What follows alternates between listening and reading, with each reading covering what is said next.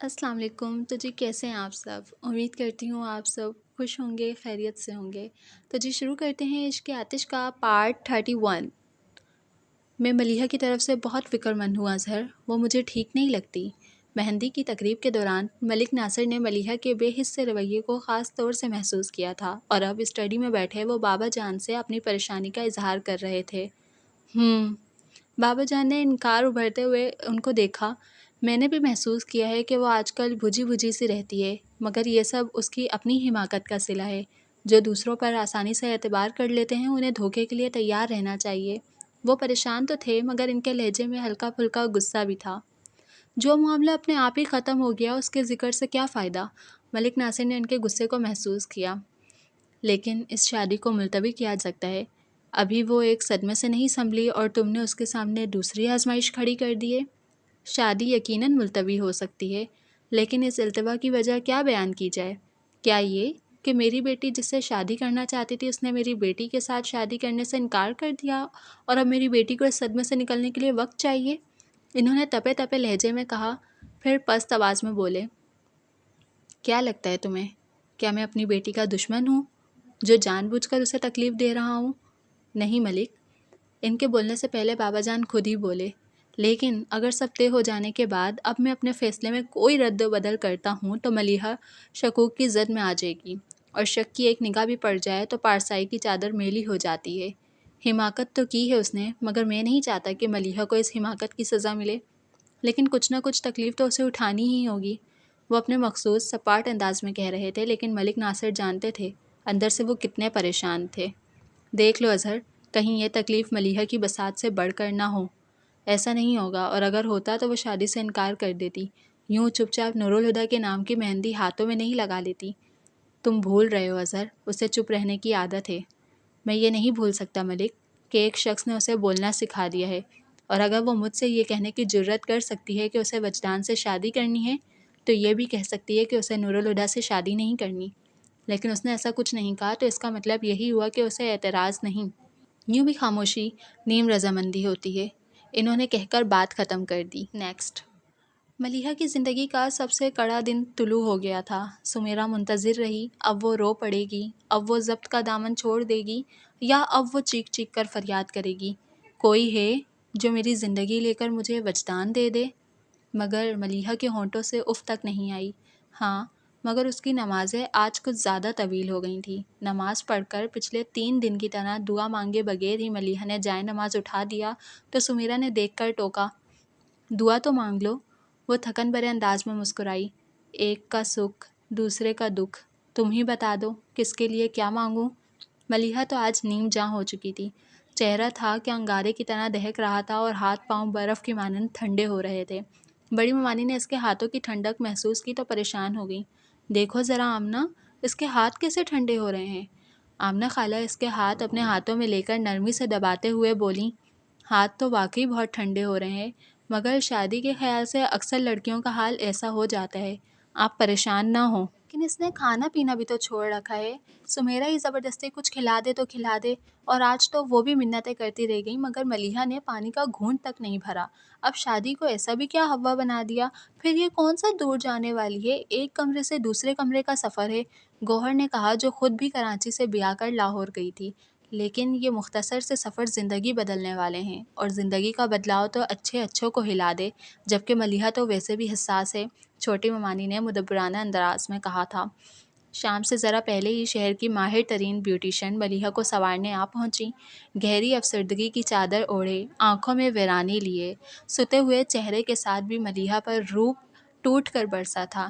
سائمہ نے اسے دیکھا تو نظر اتارتے ہوئے کہا، نورالہدیٰ واقعی قسمت کا دھنی ہے، ملیحہ خوبصورت بھی ہے اور خوب سیرت بھی۔ اب تو مجھے بھی ان کی خوش قسمتی کا یقین ہونے لگا ہے۔ سمیرہ نے اس کی بات سنی تو بت کی مانند بے حس و حرکت بیٹھی ملیحہ کو دیکھ کر ہولے سے کہا، ایک بارات ہی تو نہیں آئی تھی، مگر باقی رسمیں تو ہو سکتی تھیں۔ ادھر نورالہدیٰ نیوی بلو کلر کے ڈنر سوٹ میں نکسک سے تیار ہو کر لان میں بنے اسٹیج پر جلوہ افروز ہوئے۔ ادھر ملیحہ کو گھیرے میں لیے بیٹھی لڑکیاں دودھ پلائی اور جوتا چپائی جیسی رسموں کے لیے بھاگ کھڑی ہوئیں۔ تم نہیں جاؤ گی؟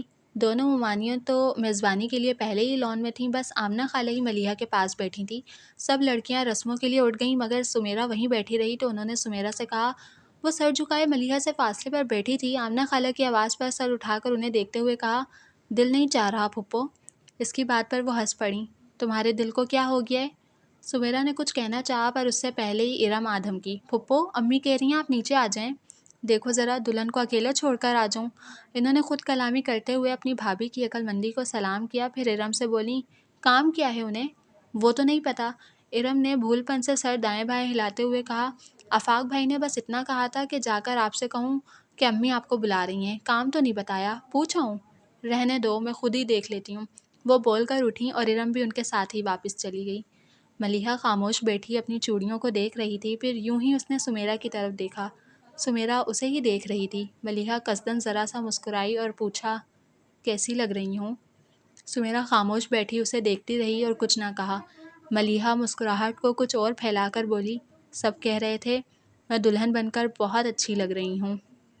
ہاں، آخر سمیرہ بول پڑی، اچھی تو لگ رہی ہو مگر ٹھیک نہیں لگ رہی۔ میں ٹھیک ہوں، وہ مستقل مسکرا رہی تھی۔ سمیرہ چڑ سی گئی، یوں مسکرا کر تم دھوکہ کس کو دینا چاہ رہی ہو، مجھے یا اپنے آپ کو؟ اپنے آپ کو، اس نے آرام سے تسلیم کر لیا۔ تمہارے رونے پر مجھے اتنی تکلیف نہیں ہوتی جتنی اس وقت تمہاری مسکراہٹ کو دیکھ کر ہو رہی ہے۔ اس کی آواز میں دکھ تھا۔ ملیحہ کے ہونٹوں سے مسکراہٹ غائب ہو گئی۔ سمیرہ ترہم آمیز نظروں سے اسے دیکھ کر بولی، میں یہ تو نہیں کہہ سکتی کہ تمہارا فیصلہ غلط ہے، لیکن تم نے اچھا نہیں کیا، نہ اپنے ساتھ نہ وجدان کے ساتھ۔ وجدان کا نام برچھی کر گیا تو وہ جھٹکے سے اٹھ کھڑی ہوئی۔ کچھ پل خود کو سنبھالنے میں لگے۔ نکاح کا وقت ہو چکا ہے، آؤ نیچے چلتے ہیں۔ پھر اس کے انتظار میں رکی نہیں، بھاری شرارے کو اٹھائے تیز قدموں سے چلتے ہوئے دونوں ہاتھوں سے دھکیل کر دروازے کے پٹ وا کر دیے اور اسی پل پتھر کی ہو گئی۔ اس کے بالکل سامنے وجدان کھڑا تھا، بلیک ڈریس پینٹ پر بلیک شرٹ پہنے، کلین شیو، چہرے پہ شیو بڑی ہوئی تھی۔ اس کی آنکھیں دیکھ کر لگ رہا تھا کئی راتوں سے نہیں سویا۔ اس کے سر پر پٹی نہیں بندھی ہوئی تھی مگر کچھ دن پہلے لگنے والی چوٹ کا نشان فراخ پیشانی پر بکھرے سیاہ بالوں میں سے ابھار کی صورت جھانک رہا تھا۔ وہ لب بھینچے ملیحہ کو دیکھ رہا تھا۔ گولڈن کلر کے کورے کے نفیس کام والے سرخ شرارہ سوٹ میں زیورات سے سجی ملیحہ کے وجود سے بھینی بھینی خوشبو اٹھ رہی تھی۔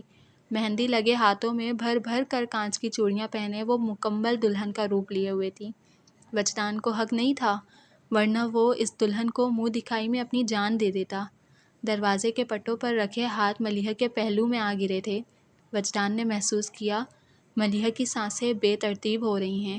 خود اس کی دھڑکنیں کہاں بس میں تھیں؟ رک کیوں گئیں؟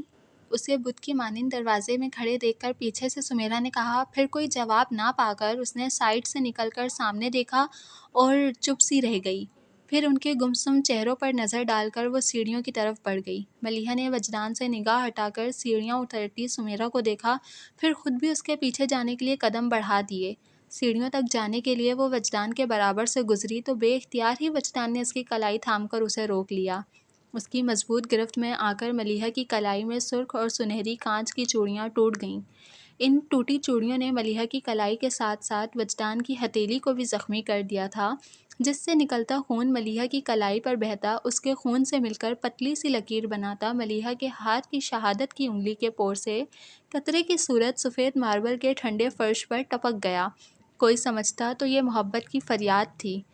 وجدان ملیحہ کے ہر نقش کو دیکھ رہا تھا اور پلکیں جھکائے ملیحہ اپنے چہرے پر اسی حدت کو محسوس کر رہی تھی جس نے ایک دن لائبریری میں بیٹھے بیٹھے اچانک ہی اسے بے چین کر دیا تھا۔ ملیحہ آج بھی بے چین ہو گئی۔ اس بے چینی میں ایک کسک تھی، کھو دینے کا ملال پوری شدت سے اس کے اندر جاگا تھا۔ کئی دنوں سے برف میں لپٹی اس کی حسیات کو جیسے کسی نے بھٹی میں جھونک دیا تھا۔ اس نے چہرہ موڑتے ہوئے پلکیں اٹھا کر وجدان کی سرخ ہوتی آنکھوں کو دیکھا اور ایک آنسو کا قطرہ اس کی آنکھ سے ٹپک کر گال پر پھسلتا چلا گیا۔ ایک ہاتھ میں اس کی کلائی پکڑے دوسرے ہاتھ سے وجدان نے اس آنسو کو سمیٹنا چاہا تھا۔ اس نے ہاتھ اٹھایا ہی تھا کہ ملیحہ نے آنکھیں میچتے ہوئے چہرہ دوسری طرف موڑ لیا۔ نارسائی کی تیز دھار تلوار نے وجدان کے وجود کو دو حصوں میں کاٹ ڈالا تھا۔ یہی پل زندگی کی موت ہے۔ اس کے دل نے کہا۔ اسے لگا اگر وہ ایک پل اور وہاں رکا تو اس کے وجود کی دیوار ڈھہ جائے گی۔ ملیحہ کی کلائی چھوڑ کر وہ مڑا، پھر تیز قدموں سے ایک ایک کرتا سیڑھیاں اترتا چلا گیا۔ ملیحہ کا دل چاہا دوڑ کر اسے تھام لے، مگر دل کی اس خواہش کو دباتی بجائے آگے قدم بڑھانے کے وہ الٹے پیروں چلتی کمرے کی دیوار سے جا لگی۔ وہ دھندلی آنکھوں سے دور جاتے وجدان کو دیکھ رہی تھی۔ وہ جیسے جیسے سیڑھیاں اتر رہا تھا، ملیحہ کے بدن سے جان نکلتی جا رہی تھی۔ وہ دیوار کے سہارے بیٹھتی چلی گئی۔ وجدان لمبے لمبے ڈھگ بھرتا ہال کے دروازے سے باہر نکل گیا۔ یہ وہ منظر تھا جسے دیکھنے کے بعد ملیحہ کی آنکھوں نے اور کچھ نہیں دیکھا۔ آنکھوں کو بھیجتے ہوئے وہ گھٹنوں کے بل گر پڑی، پھر اس کا وجود کٹے ہوئے شیطیر کی مانند بائیں طرف ڈھہ گیا۔ وجدان نے دور سے نور الہدیٰ کو دیکھا، جو بڑے مسرور سے انداز میں سب سے ہاتھ ملاتے ہوئے مبارکبادیں قبول کر رہے تھے، اور ایک دم سے اس کا دل چاہا کہ اس شخص کو قریب سے دیکھے جس کی خاطر ملیحہ خود کو مٹانے کے لیے تیار ہے۔ وہ چلتا ہوا اسٹیج پر آ گیا۔ ہادی بھائی؟ وہ جانے کس سے گفتگو میں مشغول تھے کہ ایک آواز نے انہیں پکارا۔ وہ چونکے۔ اس نام سے بس ملیحہ ہی نہیں پکارا کرتی تھی۔ پھر پلٹ کر دیکھا۔ پکارنے والے کی آواز میں ہی نہیں، چہرے پر بھی ویسی ہی تعظیم تھی جو ملیحہ کے چہرے پر انہیں اپنے لیے نظر آتی تھی۔ شادی مبارک ہو ہادی بھائی۔ وجدان کے پورے وجود پر مردنی چھائی ہوئی تھی، مگر وہ خلوص سے متبسم لہجے میں بولا، شکریہ۔ نور الہدیٰ پوچھنا چاہتے تھے کہ وہ کون ہیں اور انہیں اس نام اور اس انداز سے کیوں پکار رہا ہے، پھر وہ شکریہ کے سوا کچھ نہ بول پائے۔ میں آپ سے یہ نہیں کہوں گا کہ ملیحہ کو خوش رکھیے گا، کیونکہ میں جانتا ہوں کہ ان کا خیال رکھے بغیر آپ رہ ہی نہیں سکتے۔ ان نیک خیالات کا شکریہ، مگر میں معافی چاہتا ہوں، میں نے آپ کو پہچانا نہیں۔ انہوں نے وہ سوال کر دیا جو انہیں الجھا رہا تھا۔ ہم پہلی بار مل رہے ہیں ہادی بھائی؟ اور نور الہدیٰ اور بھی چونک گئے۔ پھر اپنا تعارف بھی کروا دیجئے۔ میرا تعارف غیر ضروری ہے، بلکہ بہتر ہوگا کہ اس ملاقات کے بعد آپ مجھے بھول جائیں، لیکن میں آپ کو ہمیشہ یاد رکھوں گا۔ پھر خود ہی آگے بڑھ کر وہ نور الہدیٰ سے بغل گیر ہو گیا۔ اللہ حافظ ہادی بھائی، وجدان نے کہا، پھر الگ ہو کر ان سے ہاتھ ملا کر اسٹیج سے اتر گیا۔ نور الہدیٰ آنکھوں میں حیرت لیے اس اجنبی کو دیکھ رہے تھے، جس کی آنکھوں کی ویرانی انہیں عجیب سے انداز میں چونکا گئی تھی۔ پھر سر جھٹک کر وہ بابا جان کی طرف متوجہ ہوئے، جو انہیں کسی سے ملوانا چاہ رہے تھے۔ جس وقت وجدان نور الہدیٰ سے مل کر اسٹیج سے اترا، آفاق وہیں موجود تھا۔ وجدان کے اترنے کے بعد وہ بھی اسٹیج سے اتر کر وجدان کے پیچھے چل پڑا اور اس کے قریب جا کر ہلکی آواز میں پوچھا، ملیحہ سے ملاقات ہو گئی؟ وجدان نے اسے دیکھا، پھر کہہ کر اثبات میں سر ہلاتے ہوئے دوسری طرف دیکھنے لگا، جہاں ہنستے مسکراتے لوگوں کی چہل پہل تھی۔ آفاق سمجھ نہیں پا رہا تھا کہ اس سے کیا کہے، پھر اس نے اس کے کندھے پر ہاتھ رکھ کر حوصلہ دیا تھا، مگر دوست کی غمگساری پا کر وجدان کا حوصلہ ٹوٹنے لگا۔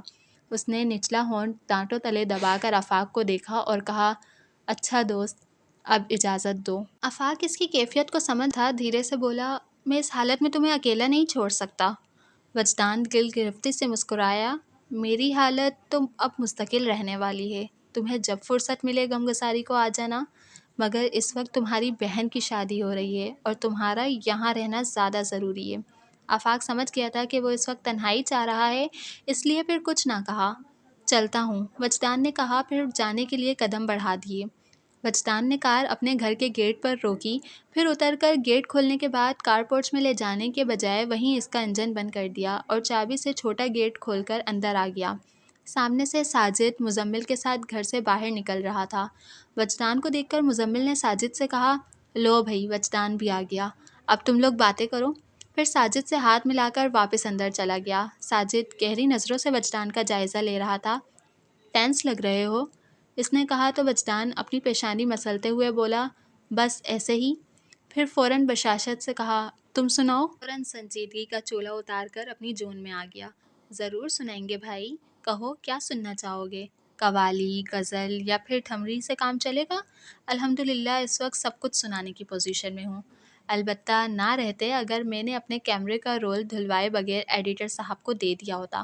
بولتے ہوئے اس نے ہاتھ میں پکڑی فائل میں سے ایک لفافہ نکال کر اس کے سینے پہ مارتے ہوئے جھڑک کر کہا، لے پکڑ اپنی سوگات، اور آئندہ میرے کیمرے کو ہاتھ نہ لگانا، میں تو تجھے شریف آدمی سمجھتا تھا، اور تو چوری چھپے لڑکیوں کی تصویریں اتارتا ہے۔ سدھر جا، نہیں تو کسی کے بھائی کے ہاتھوں پٹے گا۔ وہ جانے کیا کیا بول رہا تھا، وجدان نے دھیان بھی نہیں دیا اور نہ سمجھی کے عالم میں اس لفافے کو کھولنے لگا جو ساجد نے اسے پکڑایا تھا۔ لفافہ کھلا اور ملیحہ کی تصویریں وجدان کے ہاتھ میں آ گئیں۔ تصویروں میں مسکراتی ہوئی ملیحہ اس ملیحہ سے کتنی الگ تھی جسے وہ ابھی مل کر آ رہا تھا۔ ایک ایک کر کے تصویروں کو دیکھتے ہوئے وہ اندر جانے لگا۔ او بھائی، میں یہاں کھڑا ہوں۔ اسے غائب دماغی کی کیفیت میں اندر جاتے دیکھ کر ساجد اپنی ناقدری پر بلبلایا۔ وجدان سست رفتاری سے چلتا لاؤنج میں آ گیا جہاں روز کی طرح سب موجود تھے اور چائے پی رہے تھے، لیکن وجدان نے کسی کی طرف دیکھا بھی نہیں اور اپنے کمرے میں جانے کے لیے سیڑھیوں کی طرف بڑھ گیا۔ مصطفیٰ عظیم خاموشی سے اسے جاتے ہوئے دیکھ رہے تھے۔ اچھا جی، آج کی ریڈنگ یہیں پہ اسٹاپ کرتے ہیں۔ پھر سے آپ سے ایک ریکویسٹ ہے کہ پلیز چینل کو سبسکرائب کر لیجئے، ویڈیو کو لائک کر دیجئے، اچھا سا کمنٹ کر دیجئے اور شیئر کر دیجئے۔ ملاقات ہوگی آپ سے نیکسٹ پارٹ میں، جب تک کے لیے اپنا بہت خیال رکھیے گا۔ اللہ حافظ۔